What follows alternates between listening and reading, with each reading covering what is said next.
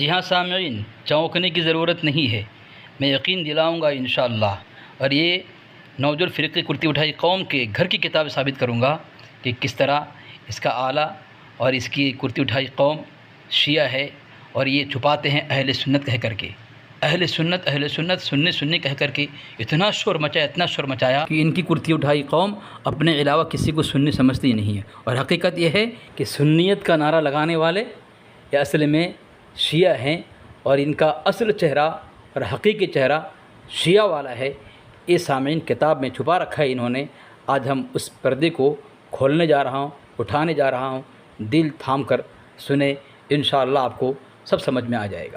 اہل بدعت رضا خانیوں کے لیے درد سر ہے بنا شیر اصغر علی، جس نے بھی بات اصغر علی سے ہے کی، اس کی ایک پل میں کھٹیا کھڑی ہو گئی۔ سامعین و ناظرین، قرآن و حدیث فقہا کی کتاب میں کفر کا لفظ ہونا اور کسی پر لعنت ہونا اور اس کو کسی خاص نامزد کے ساتھ اور تخصیص ہونا دونوں بالکل الگ چیز ہے۔ یہ آپ بھی سمجھ سکتے ہیں۔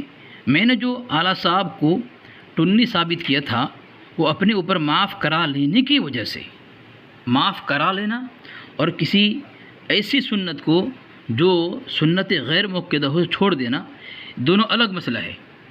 ایک تو کوئی سنت چھوڑ دے مگر اس کا منکر نہ ہو، اور ایک معاف کرا لے، دونوں میں فرق ہے یا نہیں ہر شخص سمجھ سکتا ہے۔ رفعت بھڑکاتی خبتی لولا نے اس پر حضرت حکیم الامت مجدد دین و ملت الشاہ اشرف علی صاحب تھانوی نور اللہ مرقدہ کے نام کے ساتھ لعنت کا یہ تھمبنیل ہی اپنے لولے ہاتھ سے بنا ڈالا۔ اور اس خبتی بواسری کی منافقت کیا ہے، اس کی زبانی اب کھلے لفظوں میں سماعت فرمائے سامعین۔ حکیم الامت رنڈی باز اشرف علی تھانوی نے جو قصہ اپنی کتاب میں بیان کیا تھا، میں نے اسے اپنی اس ویڈیو میں پیش تو کیا ہے مگر کوئی اعتراض نہیں کیا۔ اس خبتی لولے کے اولاد اندھے کی منافقت دیکھا سامعین آپ نے؟ جب اعتراض نہیں کرتا ہے تو مردود، صرف حوالہ پیش کرتا ہے تو ملعون کہنا، کافر کہنا، تو یہ کیا ہے؟ یہ تیری منافقت نہیں ہے؟ تیری خباثت گندگی نہیں ہے؟ لوگوں کو گمراہ کرنا نہیں ہے؟ سامعین آگے دیکھیں، اس نے حوالہ کیا پیش کیا؟ الملفوظ کا حوالہ پیش کیا۔ یہ دیکھیں، دیکھ تیرا اشرف علی تھانوی صاف لفظوں میں کہہ رہا ہے کہ کم ہمتی یعنی کاہلی کوڑھیا پن کی وجہ سے سنتیں چھوڑ دیتا تھا۔ سامعین آپ نے اس لولے کی اولاد اندھے کی منافقت دیکھ لیا آپ نے، کہ اس نے کہا کہ میں دلائل تو پیش کرتا ہوں لیکن اعتراض نہیں کرتا، اور یہاں پہ اعتراض کیا ہے۔ اور سامعین اس نے حوالہ کیا دیا ملفوظات حکیم الامت۔ اب دیکھیں سامعین، کلمہ حق کتاب ہے، صفحہ نمبر 42 ہے، اس میں لکھتا ہے کہ ملفوظ پر اعتراض کرنا بے ایمانی اور خباثت نفسانی ہے۔ ملفوظات پر اعتراض کرنا بے ایمانی اور خباثت نفسانی ہے، تو یہ لولے کی اولاد اندھے خبتی بواسری رفعت بھڑکاتی کیا ہوا؟ بے ایمان ثابت ہوا اپنے گھر سے۔ اس لیے میں کہتا ہوں علماء حق، علماء دیوبند، اہل سنت جماعت کے اکابر پر تبرہ بازی کرنے سے پہلے ان خبیثوں کو جو ہے منافق بننا پڑے گا، اور ان خبیثوں کو بے ایمان بننا پڑے گا، ان خبیثوں کو پتہ نہیں کیا کیا بننا پڑے گا۔ میں نے ثابت کیا ہے، آگے دیکھیں سامعین اور کیا کیا ثابت کرتا ہوں۔ خبتی دل تھام کے سننا اپنے اعلیٰ کو برداشت نہیں کر سکتا، تبرہ بازی کرنا چھوڑ دے، اب تیرا کلیجہ منہ کو آئے گا۔ یہ حوالے دیکھ کر جو مرکزی اعتراض یا مقام ہے اس ویڈیو میں، اسے آپ کے سامنے پیش کرتا ہوں، اور پھر اس کا پہلے تحقیقی جواب اور پھر اس کے گھر کا آئینہ دکھا کر اس کا منہ کالا کیا جائے گا اس کے گھر ہی کی کالک سے۔ سامعین سنا آپ نے کیا کہا کہ سب سے پہلے تحقیقی جواب دے گا، اس کے بعد جو ہے الزامی جواب دے گا، اور ہمارے گھر سے۔ خبتی لولی کی اولاد اندھا کہہ رہا ہے کہ پہلے تحقیقی جواب دوں گا پھر اس کے گھر سے، اور پہلے دلیل کون سی دی؟ یہ کتاب بریلویت کا شش محل۔ سامعین آپ بتائیں کیا یہ تحقیقی جواب پر دلیل ہے؟ یہ تحقیقی جواب ہوا؟ یہ حوالہ دے رہا ہے اور کہہ رہا ہے کہ جب اس کو پتہ ہی نہیں ہے تحقیقی کسے کہتے ہیں۔ سامعین دیکھیں اس کے گھر کا وصول ہے، یہ کتاب ہے کشف القناع یعنی تحفظ اہل سنت جماعت جلد اول ہے، صفحہ نمبر 398 میں لکھتا ہے کہ جس آدمی کو الزامی جواب سمجھنے کی بھی اہلیت نہ ہو اسے میدان مناظرہ میں نہیں آنا چاہیے، اس سے اس کا تو کچھ نہیں بگڑتا، اس کے اکابرین کی علمیت کا پول کھل جاتا ہے، یعنی اعلیٰ حضرت کا پول کھول کر رکھ دیا سامعین۔ جسے علمی جواب سمجھ میں جسے جو ہے تحقیقی جواب سمجھ میں نہیں آتا وہ تحقیقی دلیل کیا دے گا؟ اور دے رہا ہے کون تھا؟ تحقیقی جواب دے رہا ہے بریلویت کا شش محل کتاب سے، جو حضرت علامہ سید طاہر حسین گیاوی رحمۃ اللہ علیہ کی کتاب ہے۔ بتائیں، اسے کہہ رہا ہے تحقیقی جواب، تیرا تو بگڑے گا ہی نہیں، پتہ نہیں تو بے شرم اگر ہوگا، صحیح کہا ہے کہ تیرے کتاب میں کہ تیرا تو کچھ نہیں بگڑے گا، بے شرم میں کچھ نہیں بگڑتا۔ لیکن لولے کی اولاد رفت کانی بھڑکا تھی، اس نے اپنے اعلیٰ حضرت کے علمی لیاقت کی پول پٹی کھول کر رکھ دیا ہے۔ سامعین، اس فراڈی اور منافق اور مکار دجال کذاب نے کہہ تو دیا کہ میں پہلے تحقیق کے جواب دوں گا، لیکن تحقیق کی کوئی دلیل نہیں دیا اس نے۔ سب سے پہلے اس نے بریلویت کا شش محل دے کر کے اپنی منافقت فراڈ کو واضح کر دیا۔ خیر سامعین، اس نے جو نام کے ساتھ لعنت کی ہے، میں اس پر اس بواسری لولے کی اولاد خبتی اندھے کو اس کے اندھے پن کی وضاحت کرتے ہوئے یہ حوالہ سناتا ہوں۔ دیکھ تو سکتا نہیں، چونکہ لولے باپ کی اندھی اولاد رفت بھڑکاتی خبتی ہے، اس لیے کچھ سن کر اپنی سور والی تھوتنی کو پھیلانا بند کرے تاکہ اس کی والدہ کی تربیت کا نمونہ پھر سے پیش نہ کرے خبتی، اور اپنی والدہ کی ذلت کو مزید اجاگر نہ کرے۔ تو سامعین، یہ حوالہ دیکھیں، رد المختار ہے، فتویٰ شامی، اس میں اسے کہتے ہیں تحقیق کی دلائل اور تحقیق کے جواب۔ وَلِذَا لَمْ تَجُزْ عَلَى مُعَيَّنٍ لَمْ يَعْلَمْ مَوْتَهُ عَلَى الْكُفْرِ، کیا فرمایا کہ اسی وجہ نہیں جائز ہے، اسی وجہ سے جائز نہیں کسی متعین آدمی کے اوپر لعنت کرنا جب تک کہ اس کے کفر پر موت معلوم نہ ہو۔ کسی متعین، اس نے حضرت تھانوی علیہ کیا کہا؟ لعنتی، اور اس سے جملہ استعمال کیا مردود نے۔ تو یہاں پہ کیا لکھا ہوا ہے؟ وَلِذَا لَمْ تَجُزْ عَلَى مُعَيَّنٍ لَمْ يَعْلَمْ مَوْتَهُ عَلَى الْكُفْرِ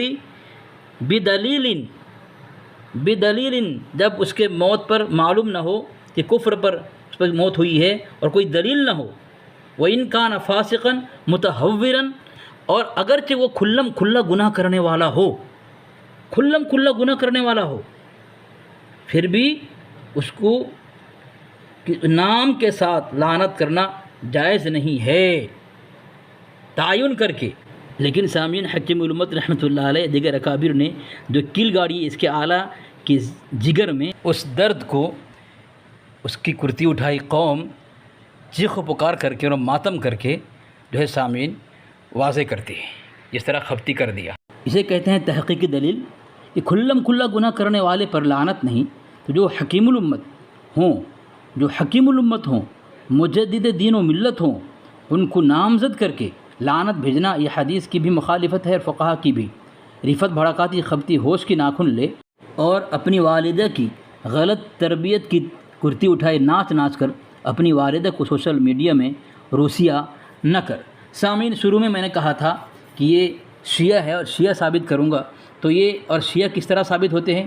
ہمارے اکابر پر تبرہ بازی کر کے شیعہ ثابت ہوتے ہیں، کافر ثابت ہوتے ہیں، جاہل ثابت ہوتے ہیں، منافق ثابت ہوتے ہیں، کیا کیا ثابت ہوتے ہیں۔ تو سامعین دیکھیں، یہ اس کے نوجو المحقق کے والد ہیں نقی علی صاحب، تو ان کی کتاب ہے الکلام الاوضح فی تفسیر سورہ الم نشرح، اس کے صفحہ نمبر 307 پر کیا لکھتے ہیں دیکھیں سامعین، کہ بعض علماء رضی اللہ تعالیٰ عنہم فرماتے ہیں اہل سنت کی خوبیوں میں سے ہے کہ کسی پر لعنت نہیں کرتے۔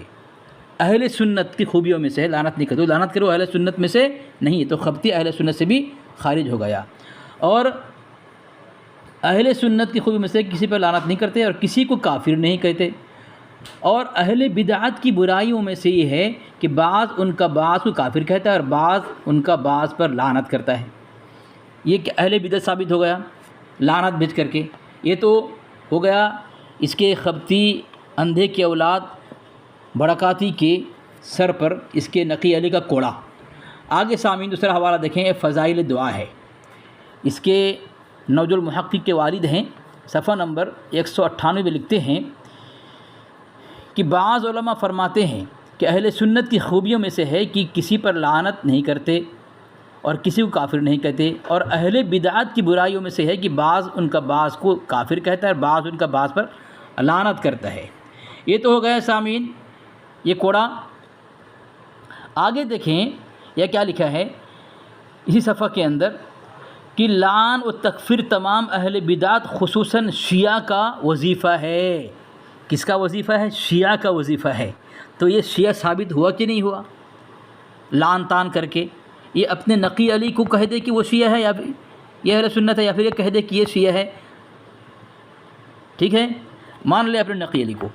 یہ تو ثابت کیا ہمارے اکابر پر تبرہ بازی کرنے کا نتیجہ، انجام اور سزا یہ کھپتی کے اوپر سامعین میں نے یہ ثابت کیا ہے۔ آگے دیکھیں سامعین شیعہ یہ کیوں ہوتا ہے، یہ حقیقی معنی میں شیعہ ثابت کیوں ہوتے ہیں؟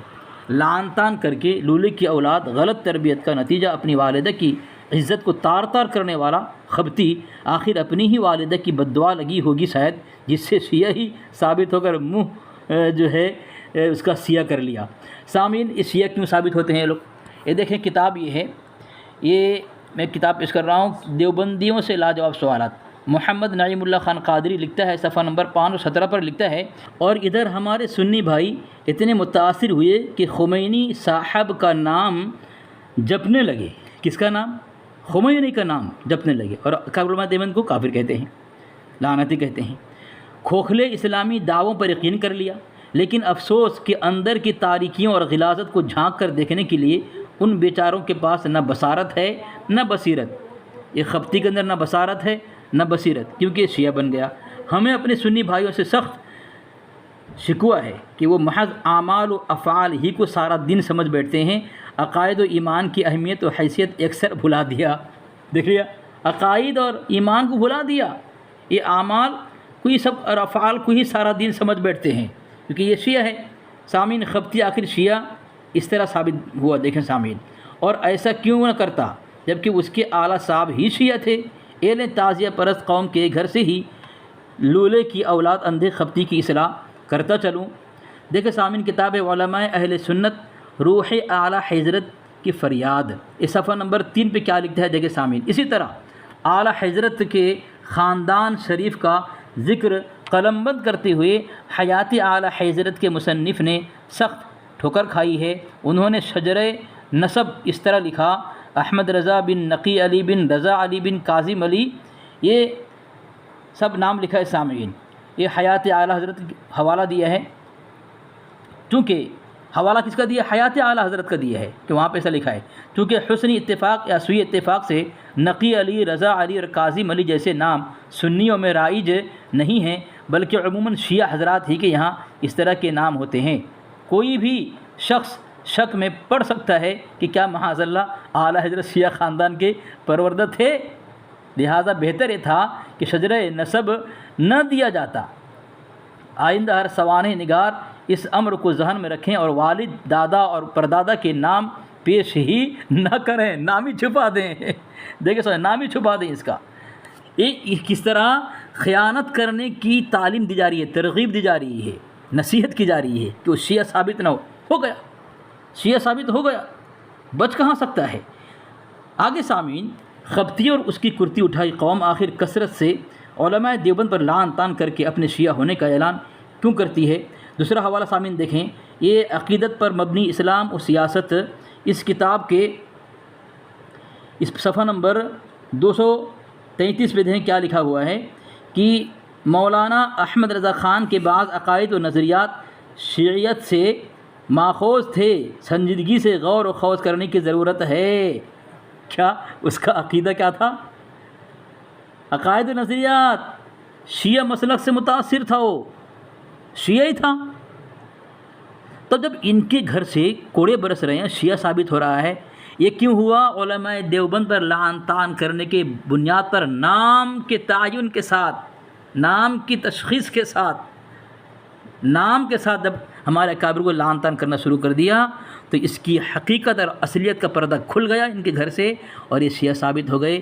یہ سامعین میں یہ سارے حوالے دیے، کیوں دیا اس کو؟ اس کے اندھے پن کی وجہ سے ایک کرتوت کرتا ہے، اور خود سامعین جو ہے یہ شیعہ ثابت ہو جاتا ہے، اور ثابت ہو گئے سامعین۔